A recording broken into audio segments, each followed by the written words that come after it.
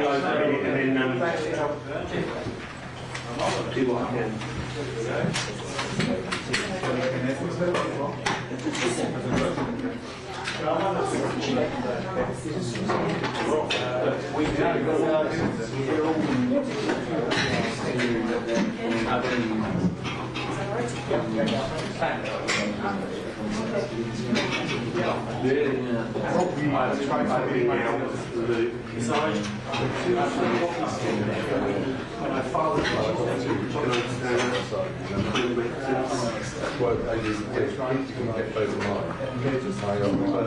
My iPhone.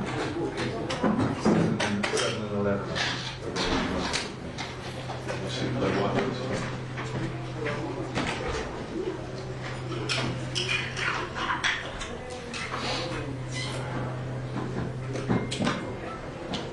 Oh, things are fun.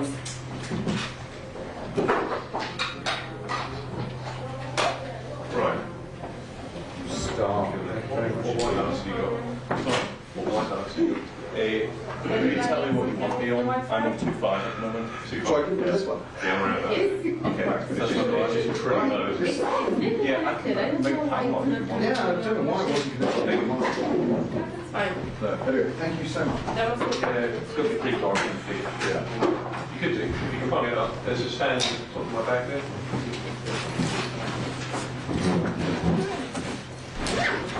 A little lighting stand for people.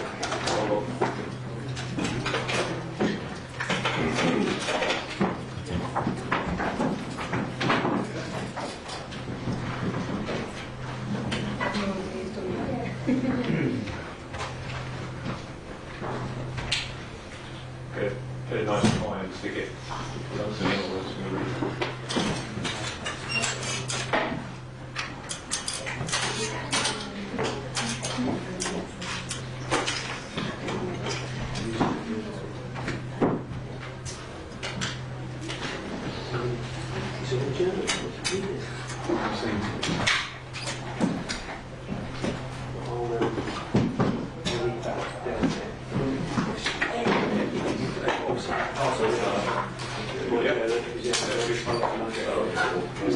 Save batteries. Oh yeah.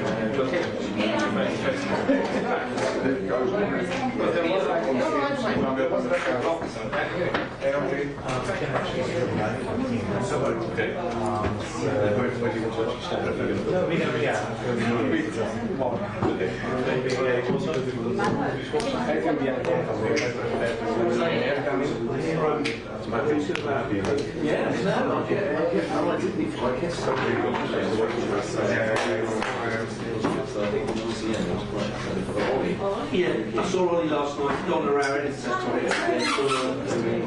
but somebody, she sat in that water cabinet, it's Gary Rock, yeah? And it just goes to show you,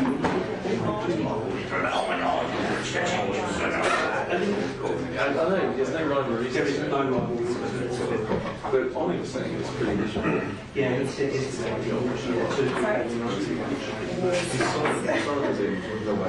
was saying that he had it, and it was like, he didn't feel like watching TV. So I did generally to the because I haven't seen a day where I've had up really, but I'm not supposed to do yeah. Because after CRS, we would know because it's under control. But this is one of those ones where I was like, I'm not going to myself waiting. And this is like a better one. Literally, it's been one of those things like that. It's supposed very how much of an initial notion. There's all kinds of weird things. I don't get it quite evident. Yeah.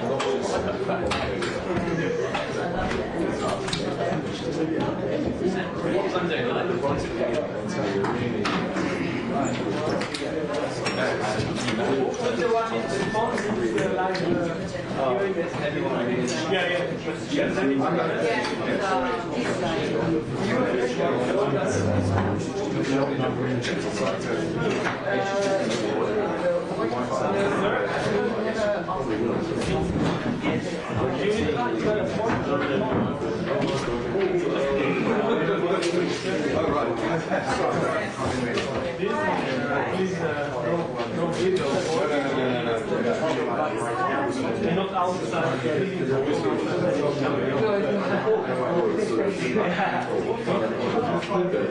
Yes, so just make sure.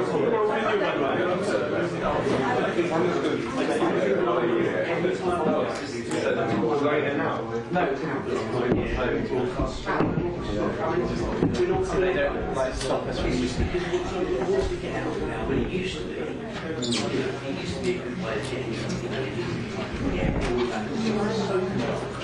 it's actually almost a little bit. I think you still want to get out.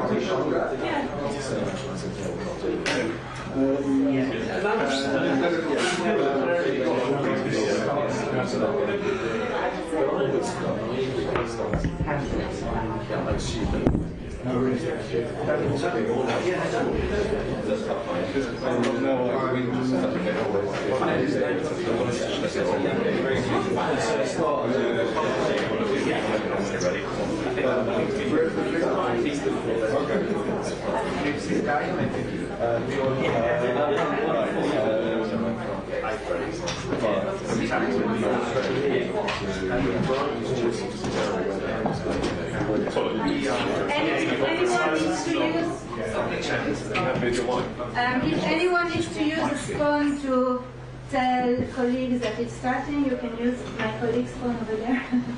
Ilan.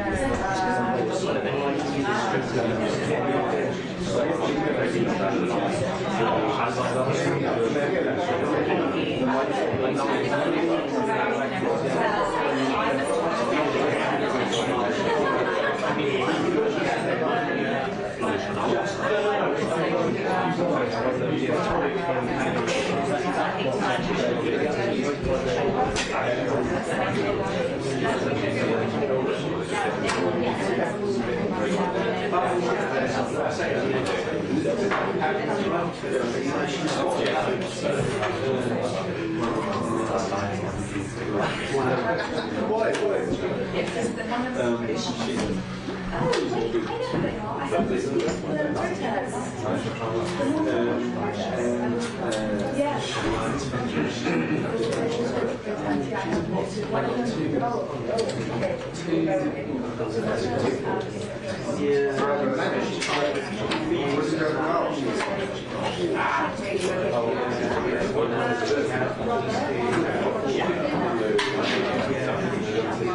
it should be 3-0. Some is probably 3-1. Like 3-3.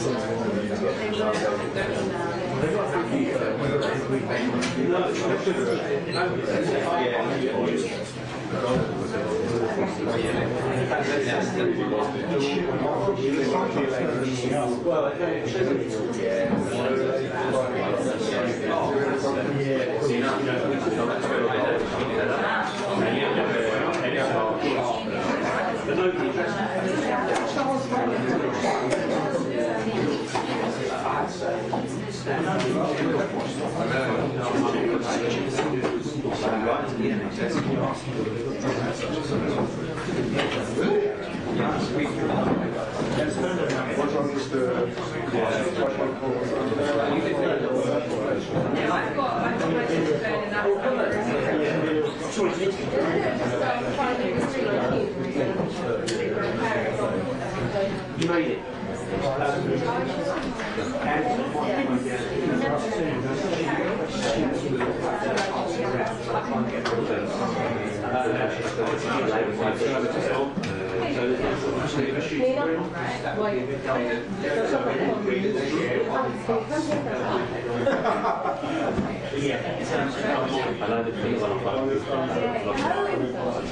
I miss sometimes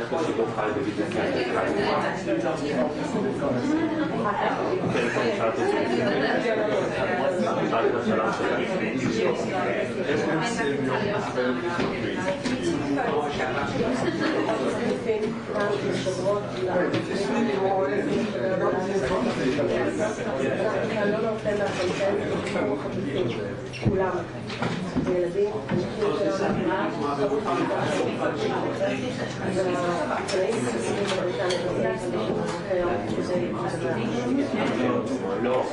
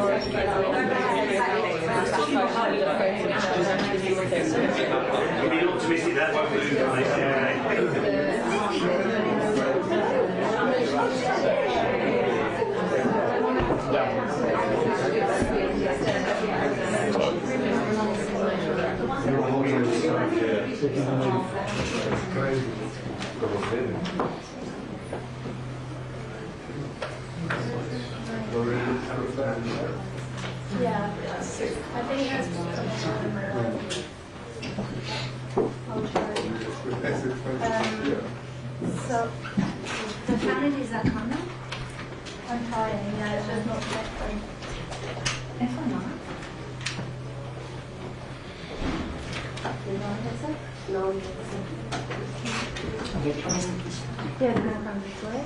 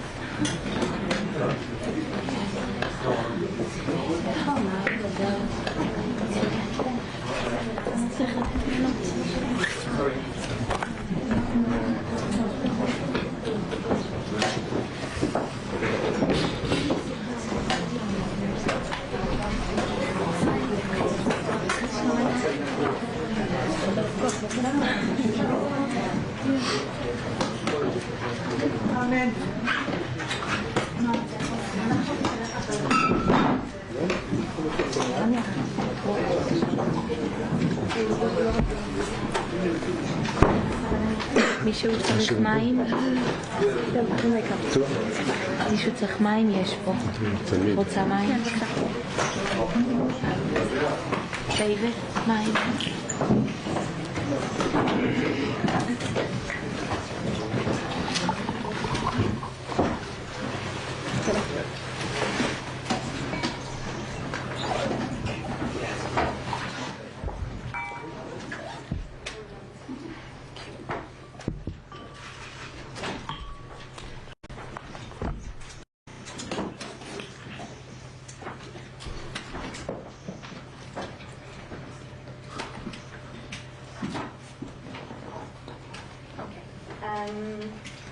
Good morning, everyone. Thank you for joining us this morning. 18 days ago, on the 7th of October, we experienced one of the biggest massacres in Israel's history, maybe the biggest massacre. About 1,400 people were brutally murdered. We have more than 220 people taken hostages in the hands of Hamas, and we have thousands of people wounded from this massacre. Our duty is to speak out for those people taken hostages by Hamas, and to raise the world's attention. We need those families back home with us. We have today 4 representatives of the families. We have, I start with Ofri Bibas, who will tell her story. We have David Bar, and we have, just the name, Ayelet Svatitsky, who are here to speak today. We also have Noam Sagi, who is available for questions. His mother has been taken hostage by Hamas. She is 75. So first, our speakers will tell their stories, then we'll have time for questions. And if after the press conference some of you are interested in having interviews, doing interviews, please go through us, through our team, and we'll arrange that for you. Again, thank you for coming, and the floor is yours. You want to start, Ayelet? Ofri, you want to start? No. Okay, not today. Thank you. Is it okay? Thank you all for coming. My name is Ayelet Svatitsky. I'm 46 years old. I'm married. I've got 3 teenagers at home. I live in the north, about 2 hours from the Gaza border and about an hour north of Tel Aviv. On October 7th, around 8 in the morning, I woke up to my husband's voice. He was speaking on the phone, which was pretty unusual, so early on a Shabbat morning. And he said, something bad's happening down south, call your mom now. So I grabbed my phone, and as I opened my...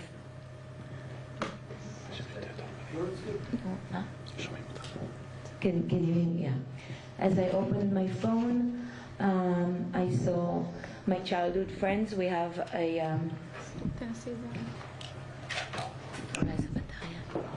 Okay, thank you.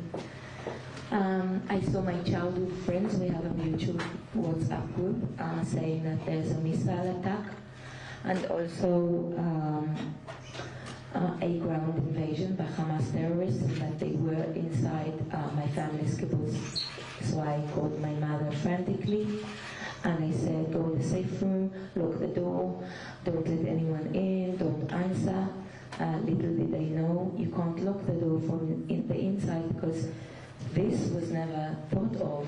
So the room is designed concrete and metal to shelter them from rockets, but there isn't a lock. She said the house wasn't locked, and the next thing I heard were man's voices speaking to her in English with an accent Arabic. Maybe they heard her speaking English to me. My mother was born and raised in South Africa. So I immediately realized what was happening, and I knew they got to her.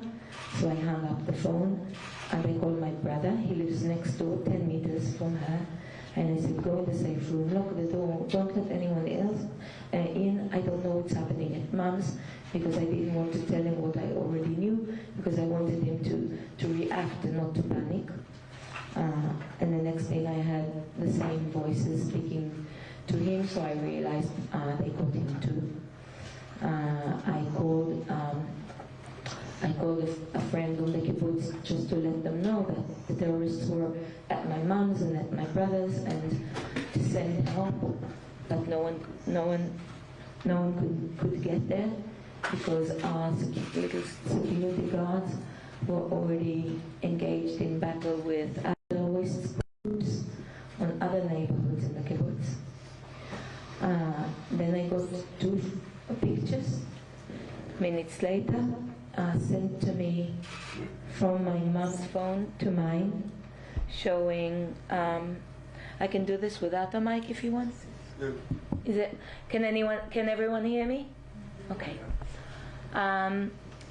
So the next thing, I got 2 pictures sent to me from my mom's phone to mine, showing my mother sitting in the living room, still in her nightwear, my brother sitting on the sofa. So they brought my brother from his house to hers. He was dressed but barefoot. Underneath the 2 pictures it said in English, Hamas. A 3rd picture of the same series Hamas uploaded to my mom's Facebook story. So my mom is 79. She doesn't know how to upload images to Facebook story, so someone else did that. The pictures are not a selfie, so it's obvious they were taken by a 3rd party. And that was the last I heard of them. I later learned a neighbor saw them being taken, walked out of the house and taken by foot. But I didn't know that at the time. I've only learned that a couple of days later, that they were actually seen walked out the house. So the next few hours, I was just waiting for the army to get to my mom's house and see what they could find. The first few hours, I thought they were gone, dead. Both my mom and my brother. I thought they were probably murdered. The news of civilians being kidnapped only started circulating around noon. So until noon, I didn't even imagine the possibility. I just thought that I've lost them. And all I wanted was my other brother and my friends and my friends' families out. Because I figured this tragedy hit me. It's going to hit me really hard. I don't want anyone else to go through what I'm about to go through. Around noon, the news about the kidnapping started circulating, and then I started thinking maybe the pictures were proof of life, maybe they were taken. I didn't even know what was the better option, being killed or being kidnapped by Hamas. So it was a waiting period until around 7 in the evening, when the army managed to get to my mom and my brother's house, and I got a phone call from their kibbutz telling me my mom and my brother were missing, and so was my older brother. I wasn't in touch with him all day because we never spoke during a missile attack or an event. We always spoke after. So I wasn't in touch with him. I was informed he was missing too. His phone was found in his house. The next day, 9 o'clock in the morning, I drove to the nearest police station to my house to file a formal missing persons report and to submit my DNA. And as I went into the police station, I received a phone call from my family's kibbutz that my oldest brother Roy, who was 54, was found. His body was found at daylight. He was shot dead behind his house, murdered. So I filed a missing report for my mom and my brother. The mass casualties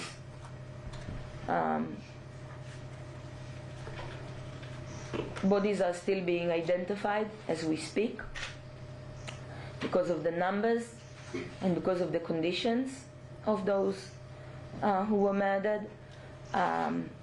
18 days later, my brother's body hasn't been identified officially just yet. I'm 46 years old. My life at the moment is worrying for my diabetic mom and brother who are being held by Hamas. My mother needs insulin shots. I don't know if she's getting them and how long she can survive without them. And then on the other hand, I'm chasing dental records and x-rays and filing forms asking me if my brother had scars or tattoos, or which he didn't. So trying to identify my brother so we can bury him and bring him to rest, and then bringing my mom and my other brother home. So this has been my life for the last 18 days now. 18 days. I find it when I ask people what day is it, they say Monday or Tuesday, and I count by numbers. No, it's day 18. Our life stopped on the 7th of October.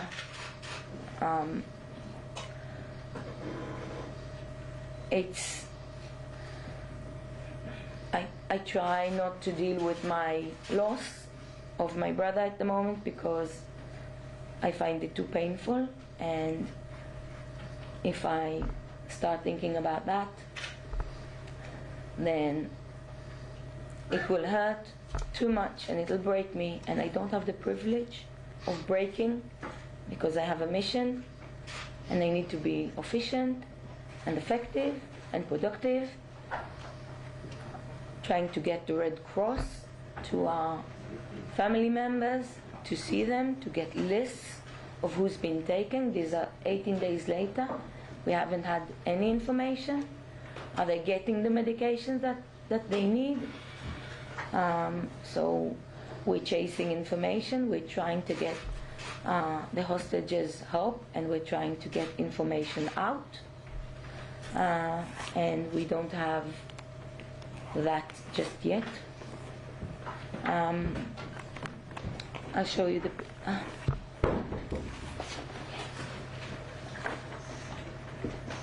this is my mom. She was supposed to be in London now on a holiday with my brother Nadav. They've had tickets booked, a hotel, shows. On Sunday I had to cancel everything because they were in Gaza and they're still there. This picture was taken on their last trip on the airport on the way to London because they came here often. This is my brother Nadav. He's 51. They're just simple people living on a small agriculture community. A kibbutz is the closest thing you can imagine to a village where everybody knows everyone. We all go to the same schools. I know people from the kibbutzes around us. It's that type of a community. We're farmers. My brother, who was murdered, worked in the dairy many years, like my dad did for 35 years. My dad passed away years ago. I worked at in the dairy as a young teenager. This is the life we lived. It's a quiet, simple, peaceful life that's been shattered to pieces on October 7th. And all we did was work in the fields and milk the cows. And now my brother is dead, and my family is being held against their will in Gaza. And I'm here to raise awareness for my family, for all families who have young children and Holocaust survivors and young women and men, elderly, in medical need. And I'm here to speak for my family and for and to be the voice for everyone who can't be here with us now. This is a humanitarian crisis. This is a crime, a war crime, and the hostages have to be released and returned. This isn't a political issue. This is a human crisis, and we demand the return of our loved ones home so we can start healing from this trauma. Thank you.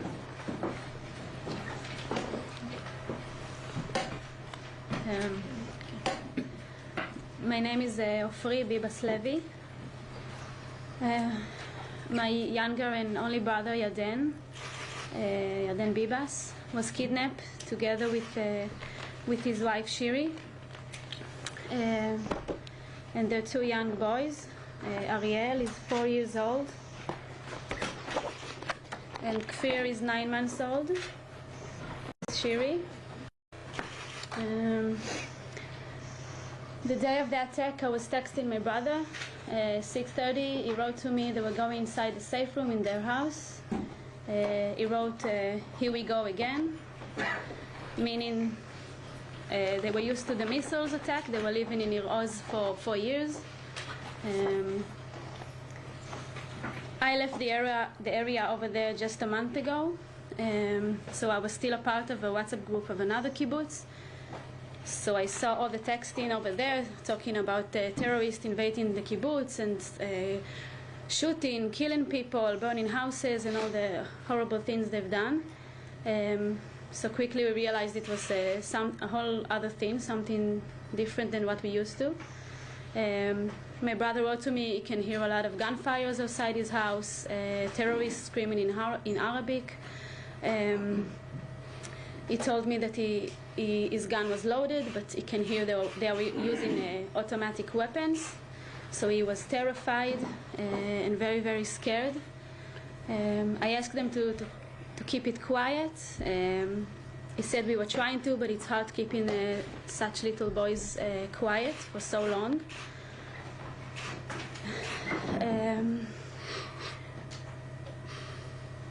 Maybe 20 minutes later, he wrote there was a massive fires outside our house right now. I wrote to him, that's good, maybe somebody killed a terrorist. He said, I don't know, I have no idea what's going on, I'm terrified. And then he texted me and my parents, he said, I love you all.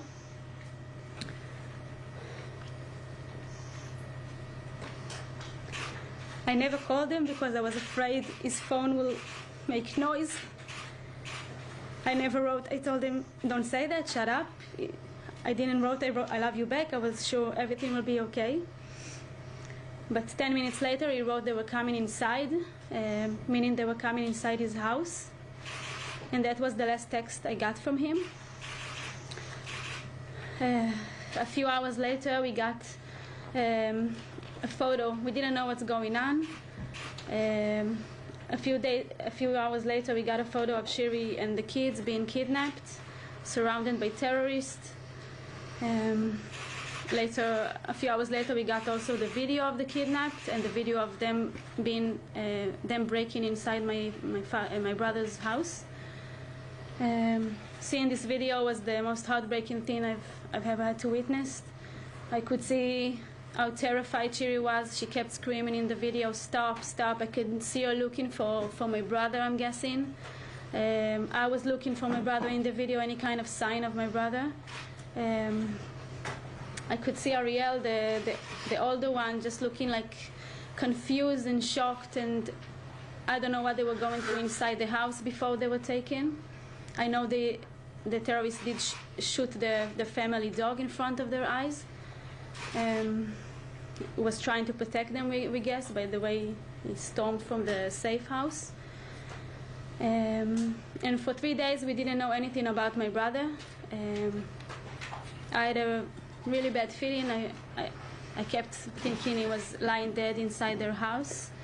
But then on the morning of his birthday, which was October 10th, we got his first, some pictures of him also being taken by terrorists. This is one of them. You can see him. We can see him alive, but still we know these pictures are from Saturday. We got them only on Tuesday. He was bleeding from his head. The terrorist on another picture is really strangling him. On this picture, I can see there's a hammer here with blood on it, and my brother's head is bleeding. And those pictures and the Shiri's video with the kids is our last sign of life from them, 18 days ago. And ever since, it's like living in a nightmare. The pictures keep running in front of my eyes. I feel guilty for eating. I feel guilty for sleeping in my own bed. I feel guilty for playing with my children or covering my children at night. She's 4 years old. She's Ariel's best friend. Just 2 days before the attack, Ariel was telling his mom, Shiri, that he wants to leave the kibbutz and come live next to us, next to my daughter. They were planning on leaving the area. They couldn't bear living in this anxiety anymore with the missiles. We never imagined anything like this happening.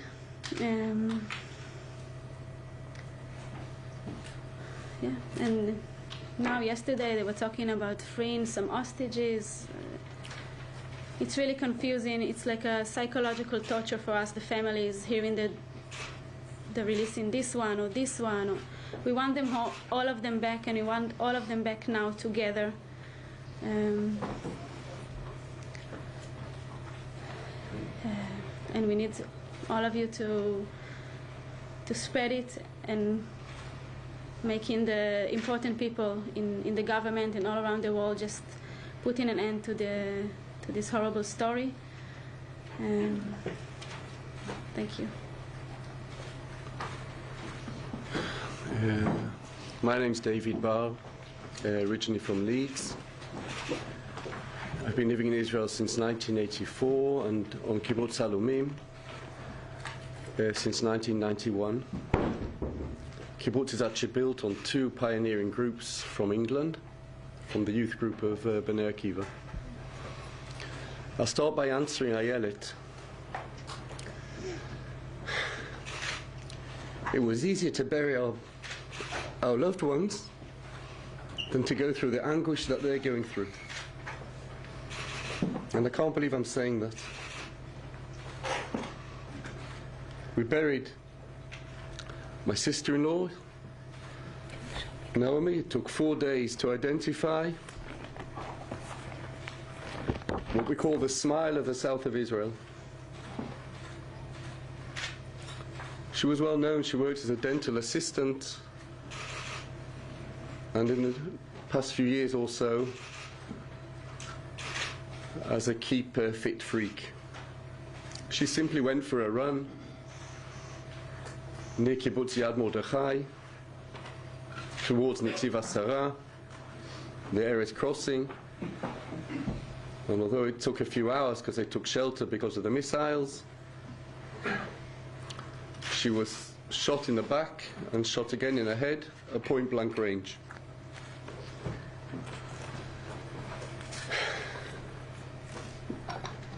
When we mourned her death, we sat for a week, we were left with guilty feelings. Mourning for her, wait a minute, look what's going on. Thinking of the others, why aren't we thinking of her? Life is turned upside down by death, by hatred, by evil people, monsters.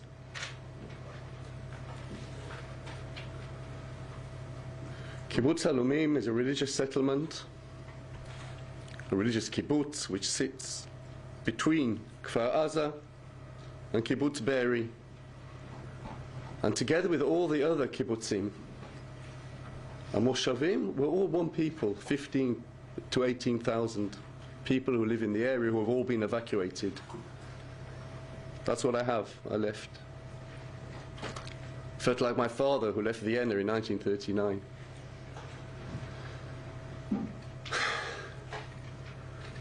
"6:30 that morning, the rockets came over, but we're used to that. 20 years we've had it.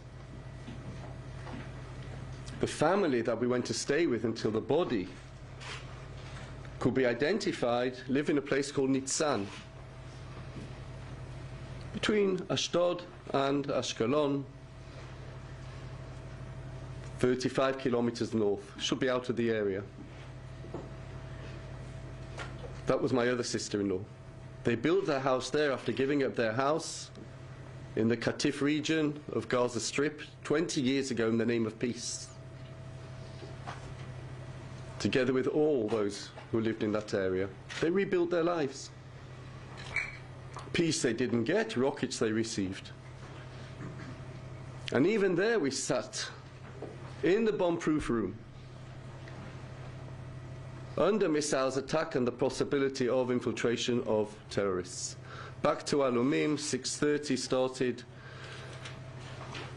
the rockets. 7:15, it was very strange that it hadn't stopped.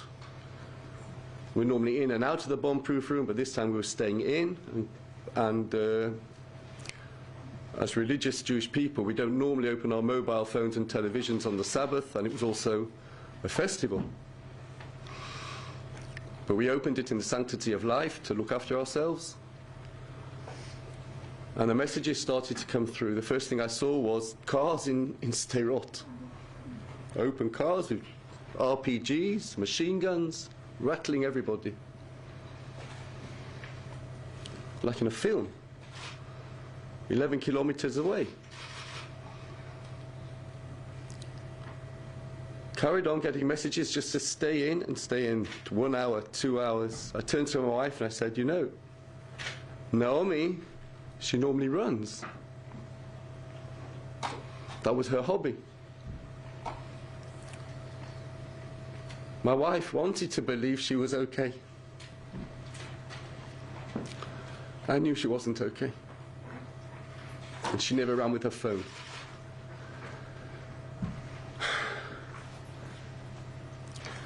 To cut it short, we spent from the Sabbath morning till Sunday afternoon, 2 o'clock in the room, constantly under fire, missile fire, and what we've never experienced in the kibbutz, the infiltration of terrorists.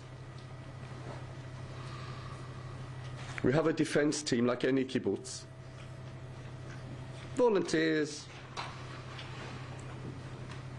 Luckily they were at home when this attack started, which meant they could leave their house and defend our community, farming community, as much as they could. Just let me mention, had it been 1 hour later, there would have been 600 of us inside the synagogue celebrating the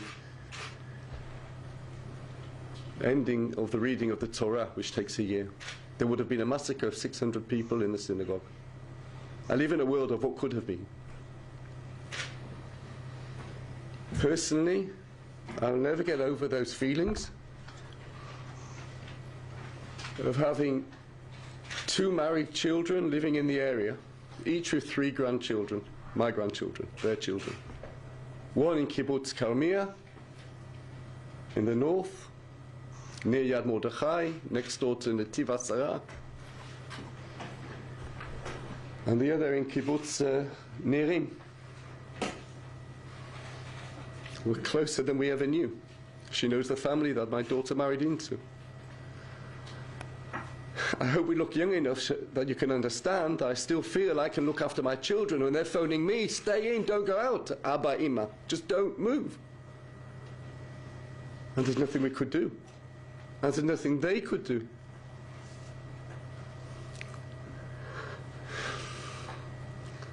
And each time I go back to those regaim, moments, when you think your whole family is going to be wiped out, your whole life just goes in front of you in seconds.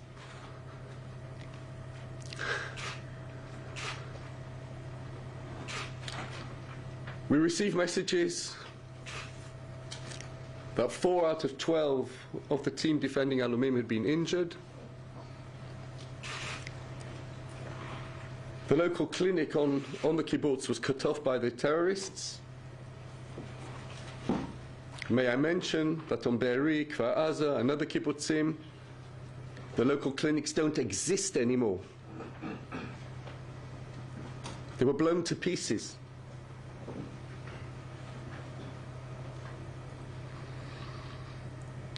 Luckily, we have good nurses who never ever thought they would be in these type of situations.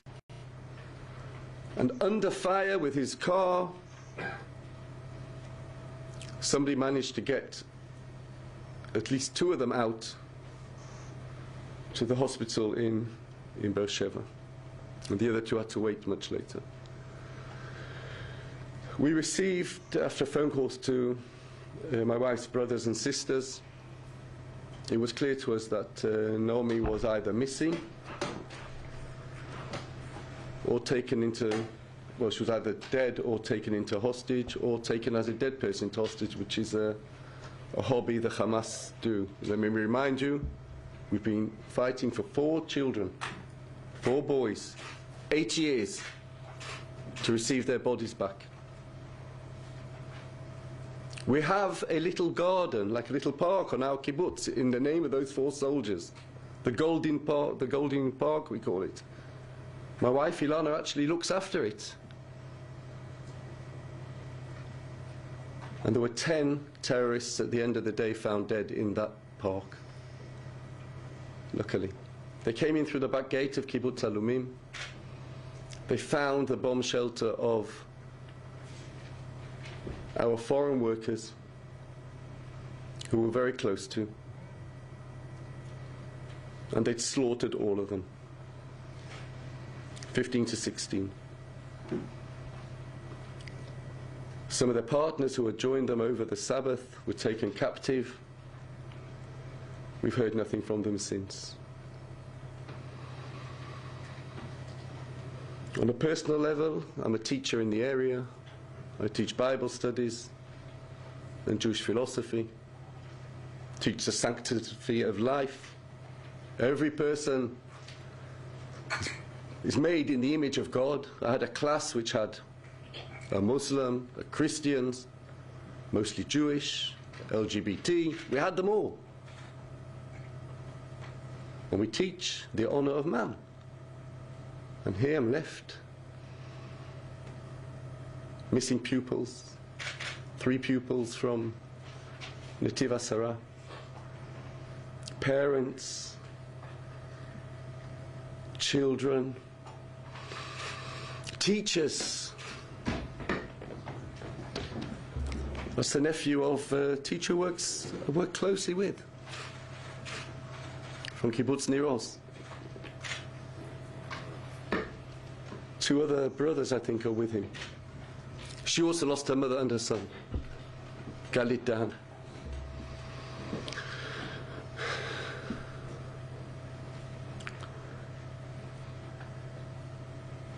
Two o'clock in the afternoon, after just over 30 hours, we left Kibbutz Alumim. We couldn't go with our members because we had to stay in the area to wait to find if Naomi's body would be identified. And for that short time, we were in their shoes. It's a pain and an anguish you cannot describe. And it's horrible to say, but the relief to know she'd been shot and that we could bury her came through 4 days later. It was a relief. When we left Kibbutz Alumim at 2 o'clock in the afternoon, we took a car. I got to the gate of Alumim, I could see smoke on the right. They had burnt down, we just built a totally new milking parlor for the kibbutz. I don't know if that's significant for you, but for us, it was the pride of the south of Israel. It doesn't exist anymore. Cows who are not milked get infected, and we have 700 who are slowly dying. Chicken houses burnt down, fields torched. I could see it from the right, but I couldn't go there. Because everywhere I looked, going out of the gate, were bodies and cars riddled. But I'm not talking about one car here, one car. I'm talking about like a traffic jam of cars. They must have stopped them, people coming in and just riddled them off. It's a sight which nobody should ever see. I said I live on what could have been. I'm not one for living on luck. But luckily, my son's family got out of Crimea. That's my eldest son. He stayed in the area to help people in Netiv Asara. He tried to get to Alumim, to us, and then ended up helping people in Kfar Aza. He came out of Kfar Aza, he couldn't talk. A week later I saw him at our morning. He couldn't talk. Took him aside, I said, Asaf, are you okay? He said, Abba, it can't be in this world. You're the Bible teacher, explain.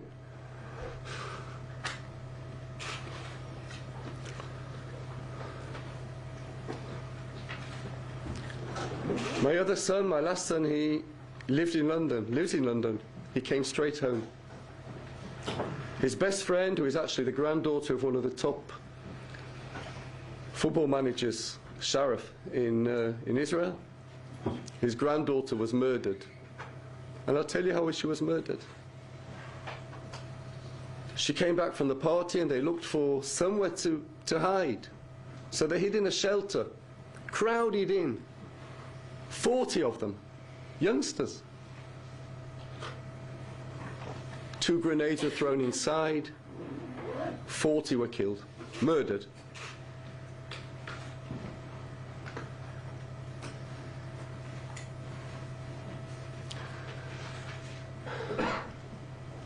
I'm here today to show my, first of all, support, because I only had that anguish for 3 days of looking for a lost one.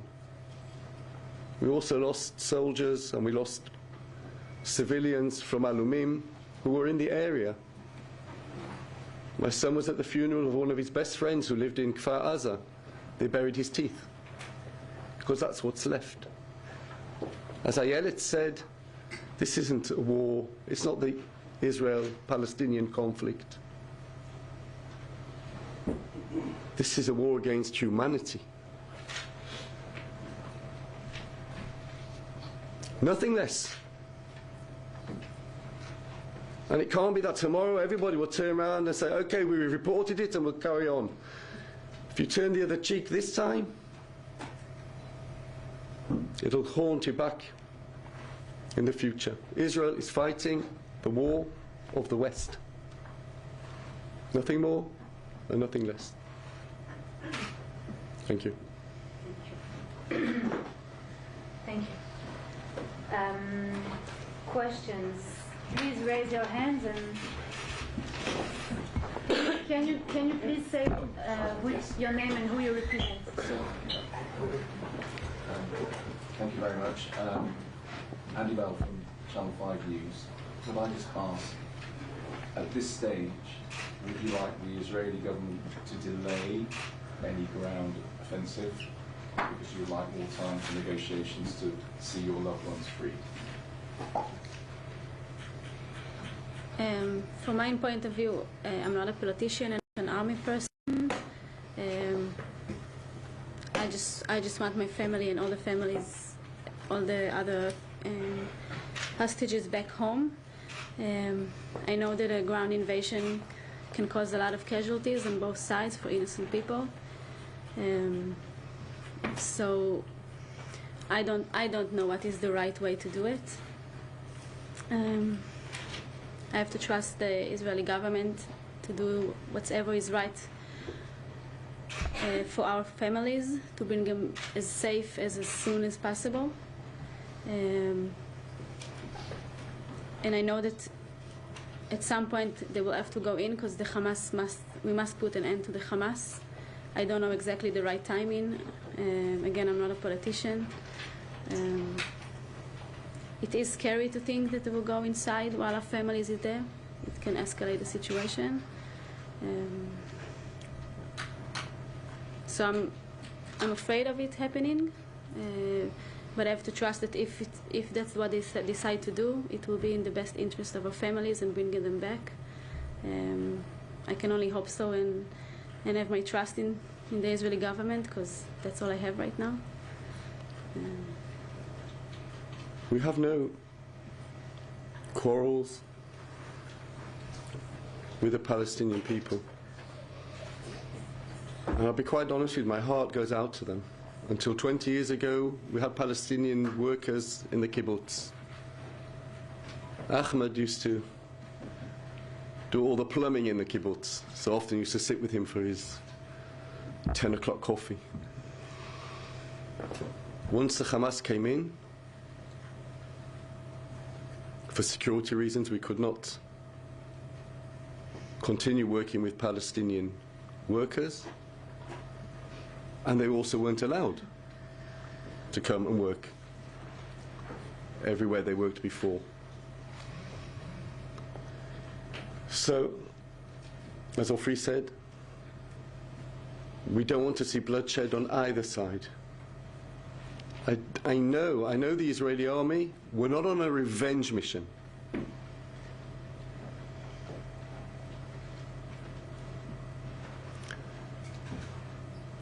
But we're on a mission that needs to take evil out of this world.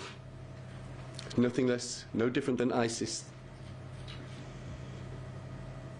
It needs to be eradicated,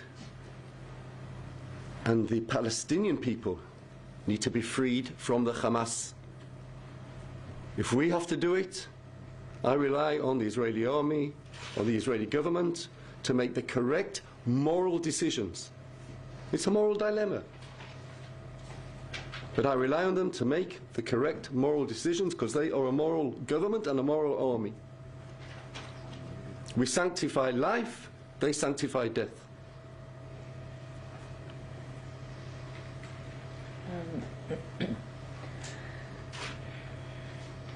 I understand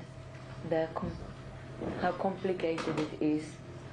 I believe Israel has a responsibility for the hostages and for their release. But they also have a responsibility to ensure that life can exist on the southern border of Gaza. And as long as Hamas is on the other side, there cannot be life on all of those villages and kibbutzim and towns, because we saw what happens when Hamas is across the border from us. We saw it in our own eyes, okay, but the ground is still soaking from our family's blood. We don't need to guess. They showed us what happens when they're across the border. So I have to put my trust in both the Israeli government and the Israeli army, that I can't advise them as to what's the best way to move forward, but I trust them. They know that my number one priority is to bring mom and brother back home, and I trust them to find the right balance and to do whatever they can to bring our families to us, but also to ensure that life can still exist. So when my brother and mother are returned, they're not also only returned, they also have a home they can return to. Thank you. Yes, please. Wayne Wright from the Press Association. The mother of a British Israeli woman who was Kira Lipschitz, which was released yesterday by Hamas. Has that development given you any... He says, I'm sorry, did you say mother of Sharon is Sharon British? Lipschitz, yes. Okay, thank you. Is that development given you She's any... not. Release. Ma? She's not British, she's just released. Ah, okay. Has that development given you any more hope at all about what could happen to your families Then if it gives us hope. I think when anyone's released, there's a little sigh of relief. But let's be honest, it's a big game. It's the way a terrorist movement works. It keeps those people who, in their anguish. Is it mine? Who's coming? Who's coming out? So they released 2 people out of 210, 20. It's a game. As if to show, they're showing the world how compassionate they are. Making the world forget what happened just 18 days ago. Trying to make the world forget what happened just 18 days ago.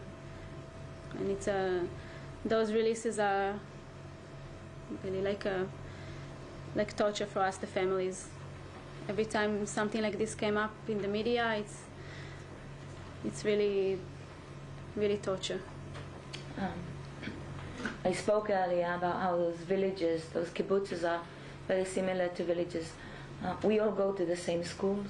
We all know each other. Those 2 hostages that were released yesterday, okay, so they're not my family members, but they're someone's family. We all know each other in the area. I know the gentleman that David's daughter's married to. He's from my kibbutz. One of the ladies that was released yesterday, I know her sons. Noam's mother, Ada, was my Hebrew teacher in high school. We have a say in Israel now, everybody knows somebody. So on a personal level, someone's mom came home yesterday. Maybe not my mom, not just yet, but someone's mom came home yesterday. It's a beginning. It's far from the end. There are still hundreds of people to be released. So am I hopeful? I won't rest until the last one is home. My mom or others, Shiri's family, and I've made a promise to Shiri that when my mom is out, my brother, if God forbid her family is still in there, and now she'll do the same for me, because we all are family now, here and back in Israel. So 2 are out, their families, their husbands are still in there. Those families still don't have peace of mind. They're still worried about their fathers. Families have been torn apart. But I've made a promise, and I'm sure that we will not rest until the last one is home.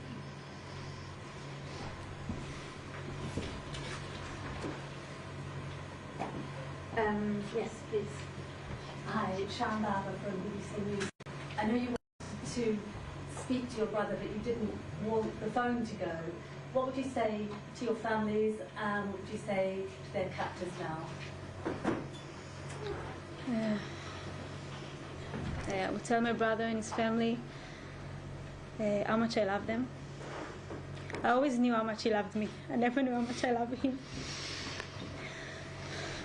He always used to care about me.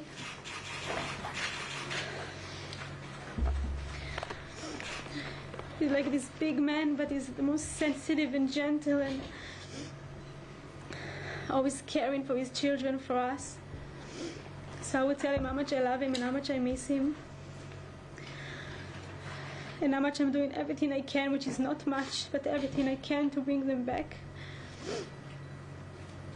And I would tell Shiva to stay strong for the kids. She's a great mom, and I'm sure she's doing everything she can to keep them safe. I hope they're not seeing too much horrible things that kids shouldn't see or experience over there. And to the Hamas, I don't think we speak the same language, and I'm not meaning about Arabic.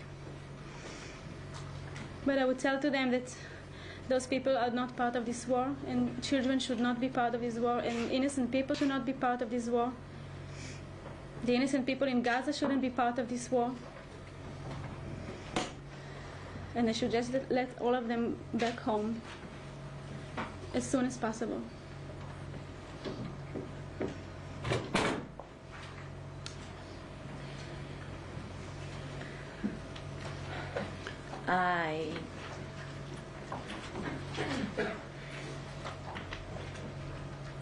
I'm clinging to the hope.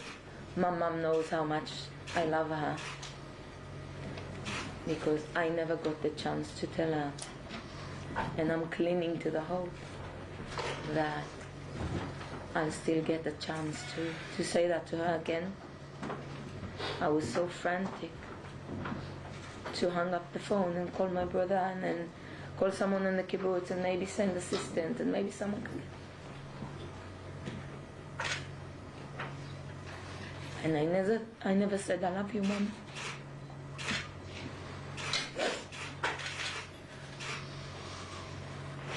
People ask me back home, how come you're still standing? People come to visit me, to pay their respect. And I haven't buried my brother yet, so we haven't had the Shiva yet, we haven't had the proper Jewish mourning. People say, how come you're still standing? On the phone, running everything.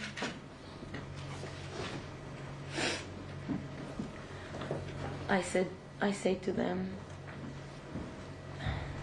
when my mom and my brother are back, I want them to know I've done everything in my power. I want to live my life going forward knowing, being able to tell myself that I have done everything I possibly can.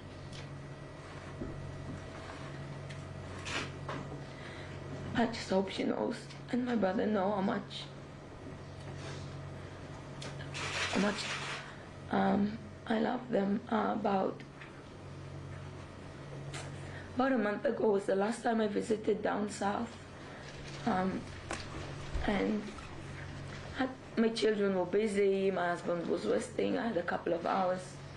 I said to my mom, I'm going to grab a couple of beer bottles and run off to Roy's house. He's in a different neighborhood, and I'll go sit on his porch. And I knocked on his door. Yeah, we sat there for 2 or 3 hours just chatting. You know, a brother and a sister sitting outside with a couple of beer bottles, having a laugh. Who would imagine this would be the last time I speak to him? I'm just happy I got the chance, you know. I just grabbed a couple of bottle beers and ran off, and I said, let's have a chat, you know. Last time I spoke to him, gone, shot dead behind his house. For what?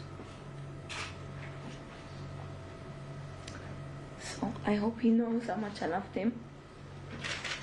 Yes. And I hope I get to tell my mom and my other brother face to face soon.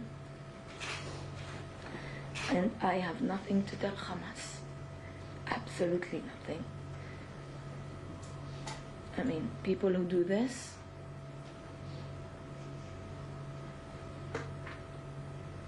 what can you say to them?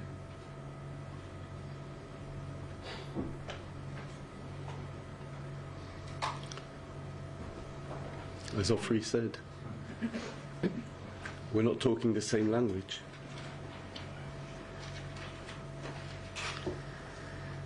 People who can walk into other people's houses,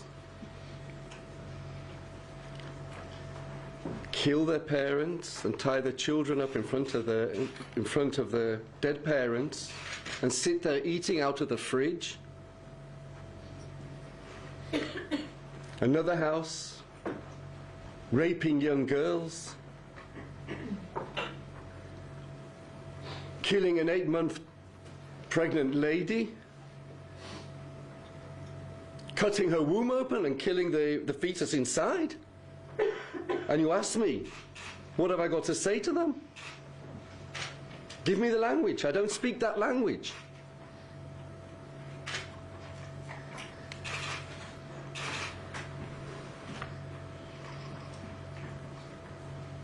Their parents know that her mum knows she loves her and her brother, and the same here. Hamas, nothing.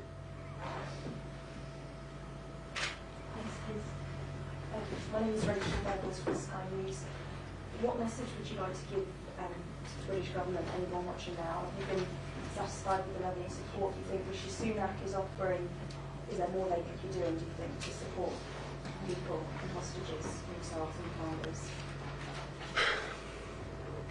I think both the Prime Minister here and the President of the State of Israel committed themselves like I cannot remember anybody since the days of Koresh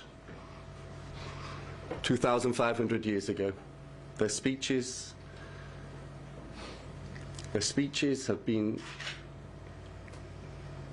supportive in no way that I've ever felt in the past, but they've never really had that need. Continued support to give advice, but also to rely on the Israeli government and the army to do the right thing. But as a British citizen myself, and I love this country,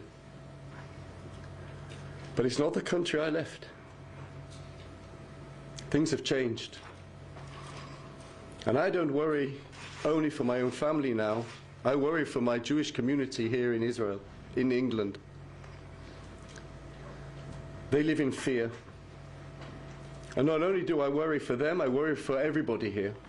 Something has changed. I may be wrong. I may be wrong, and I hope I'm wrong.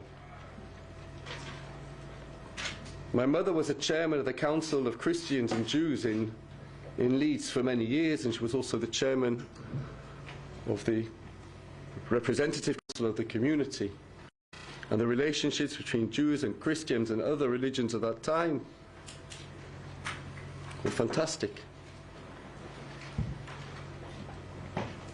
I haven't heard any moderate religious leader stand up and condemn what the Hamas did. I don't need sympathy for what we're going through. I need people to condemn that act, and I have a feeling, and I may be wrong, that people are frightened to condemn that act. One thing in my studies I learned, and I use it in school as well, whatever is on the periphery of society, tomorrow it's in the center.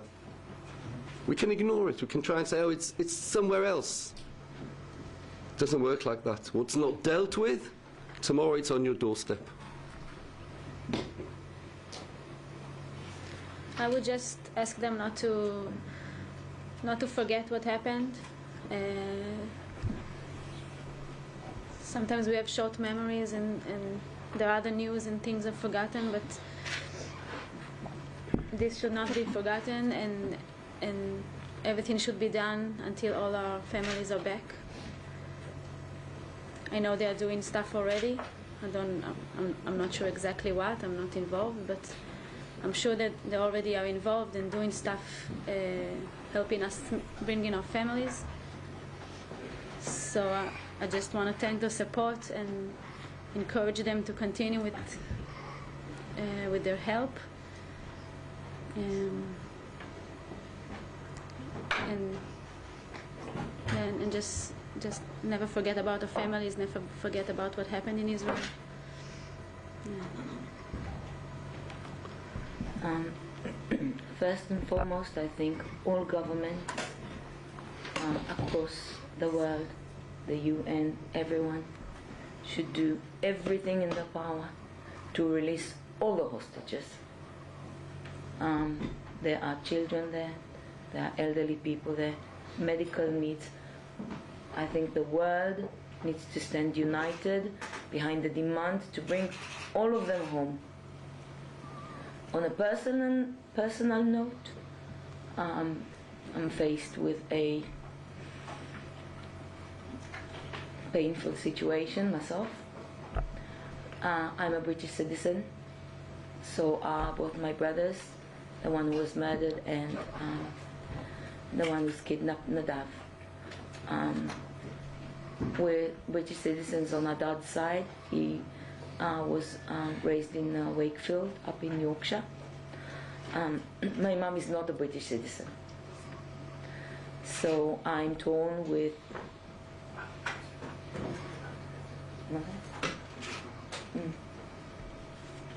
So I'm just, they're talking about releasing all the foreigners and not releasing yesterday, and I believe it's part of the psychological war, I would say. Definitely. That Hamas is playing with us. So just for me personally, it's really scary that my brother will be released, and if he's like supporting my mom in some way, she'll be left without him. So, and again, the rumors, we haven't seen those 50 people home yet. They're just saying they might, maybe release. So for me, it just touches a nerve, a really painful one. Just scared that what does that mean, Mom? That's the only thing for me. No. Right. I'm sitting on the side because I became a poster boy of pain, and I want to actually give you everybody the opportunity to share that burden. And I want to step in now because I think we're talking about cruelty and pain, and a level that I think no one here in the UK can think about that happened here. It's shocking, it's disturbing. If I would come with more details, it would be more shock and more horror, and there is so much pain involved. It's a psychological warfare from the beginning, way the beginning of that, and it's still going on now. It's designed to shock us, all of us, separate us and kill our spirit. Kill the Israeli spirit. And I think that what we are showing together is that it did the opposite. Because we unite in pain. Because we unite in kindness and love. Nothing about religion. Nothing about borders. Nothing about gender. Nothing about color.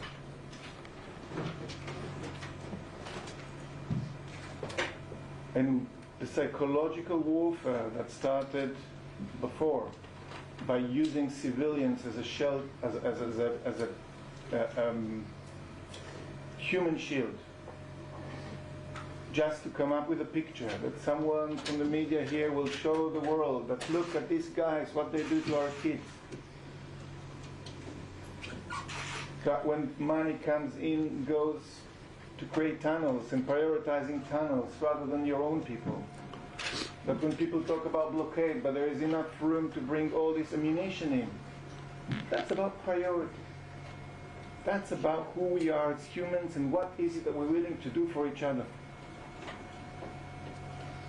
And the psychological warfare continues now because we live in a world of lists. That is our life right now. We have a dead list. We have the injured list. We have the rescued list. We have the missing list. We have the kidnap list. And now we have 4 people on the released list. The shortest list of them all. You look behind, you see pictures. I look behind. This is where we spend the summer. My son goes every summer to spend 2 months with his grandmother. 80 people, 80, from the community is gone. This is 1 in 4.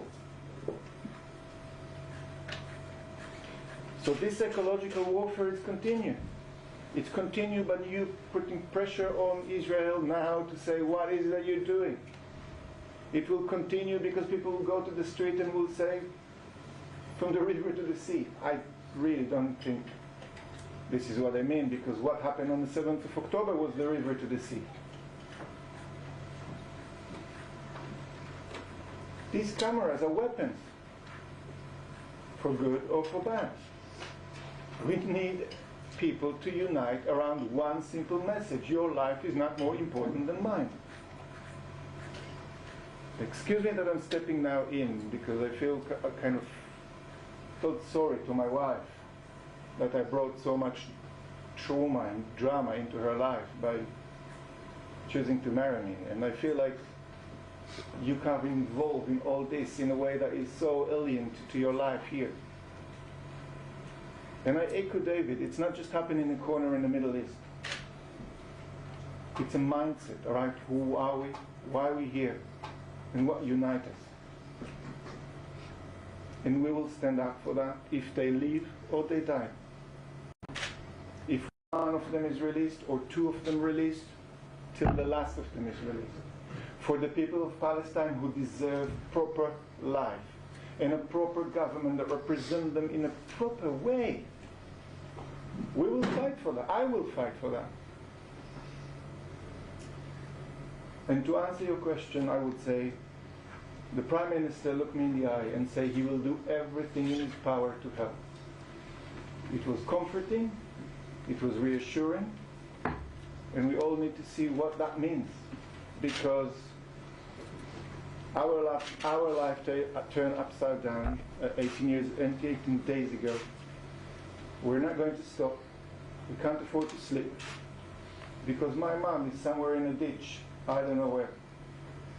Because your family is there, because for Kfir and Ariel, I will do everything in my power that they will have a future that is better than that. And the government, which we are absolutely thankful for all the efforts and the kindness, we need to see that comes across in the street. We need to see the Metropolitan Police coming in and say, guys, you know what the river to the sea means? We just saw that. That's what it means. We will never have the numbers, and that's even not the point. What we'll have is the heart, and spreading love, and standing up for love and humanity, and this is what we will continue to do, and this is nothing to do with Jewish, Christian, Muslim, or anyone else. And for that we have the numbers. So I want to thank the British government for everything that they did up till now and what they will do from here. Because we need that. Thank you. Thank you. I'll take one last question, and then I think we'll start from here. I know there are some requests for specific interviews. We will help facilitate them. One last question. Okay. So I just say thank you. Thank you, Fred, David, Ayelet, and Noam.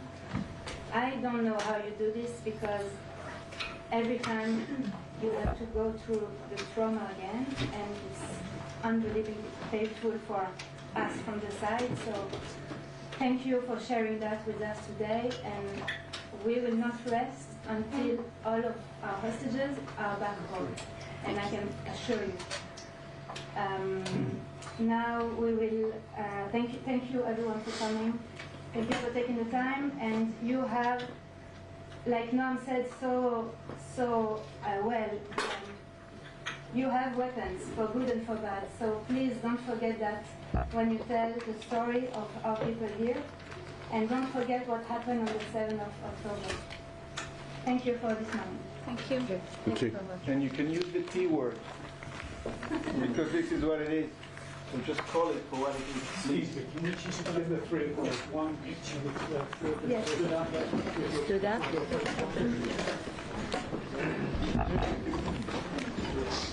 רוצים שנרים את התמונות, דיוויד?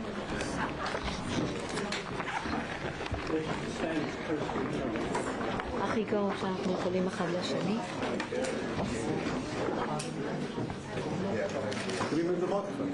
Upside down.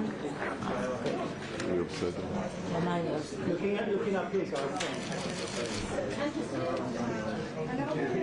And just over this side, please. And then just right over this fire, just here. Could you also perhaps hold the photograph?